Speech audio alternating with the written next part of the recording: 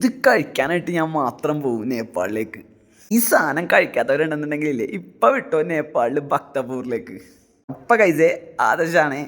ബസന്തപൂർ പോകാൻ വേണ്ടി ഇറങ്ങിയ ഞാൻ ഭാഷ അറിയാത്തതുകൊണ്ട് തന്നെ വഴി തെറ്റി ഭക്തപൂർ ചെന്നെത്തിയ കഥയാട്ടോ. പക്ഷെ ഇതെനിക്കിപ്പോൾ ശീലമാണ് ഭാഷ അറിയാത്തതുകൊണ്ട് വഴി തെറ്റുന്നത്.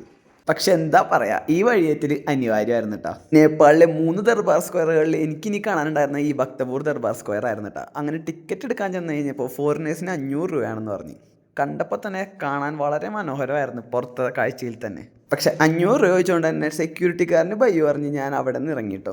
പൈസയൊക്കെ സെറ്റ് ചെയ്ത് പോണേക്കുമ്പോൾ ഒരിക്കൽ കൂടി വരാമല്ലോ. ഞാൻ അടുത്തത് പോയതില്ല ഈ ഒരു സാധനം കഴിക്കാനാണ്ട. നേപ്പാളിൽ ഞാൻ 2ാമത് വരുന്ന എനിക്ക് എന്തായാലും ഉറപ്പുണ്ട്. കാരണം എന്താണെന്ന് അറിയാം, ഈ സാധനം ഇവിടെ മാത്രമേ കിട്ടുള്ളൂ. അതിനുവേണ്ടി മാത്രം ഞാൻ ഇനിയും വരും.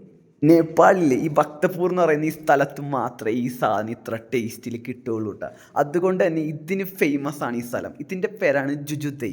നേപ്പാളിൽ വന്നിട്ടില്ലേ, ഇത് രുചിക്കാതെയാണ് നിങ്ങൾ പോകണമെന്നുണ്ടെങ്കിലേ ഇതിലും വലിയ നഷ്ടം നിങ്ങൾക്ക് ഇനി വരാനില്ല കേട്ടോ.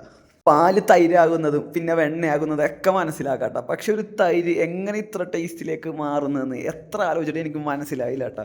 അത് കഴിക്കുമ്പോൾ എൻ്റെ എക്സ്പ്രഷൻ കണ്ടാൽ നിങ്ങൾക്ക് മനസ്സിലാവും. ഞാൻ അത്രക്ക് വെറുതെ പറയല്ല, എൻ്റെ ഫേവറേറ്റ് ആണ്. ഇത് കഴിക്കാൻ വേണ്ടി മാത്രമായിട്ട് ഞാൻ നേപ്പാളിലേക്ക് വരും.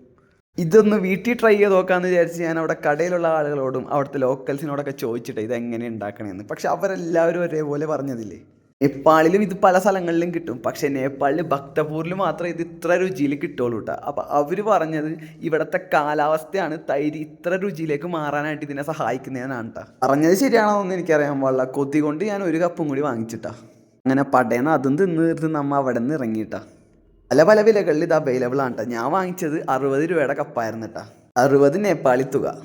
നമ്മൾ അവിടെ നിന്ന് ഇറങ്ങി. പിന്നെ എൻ്റെ ചിന്ത മൊത്തം ഒരു പൈസക്കാരനായിരുന്നെങ്കിൽ ഇടക്കിടക്ക് വന്ന് നേപ്പാളിൽ വന്ന് ഇത് കഴിക്കുക എന്നായിരുന്നു കേട്ടോ.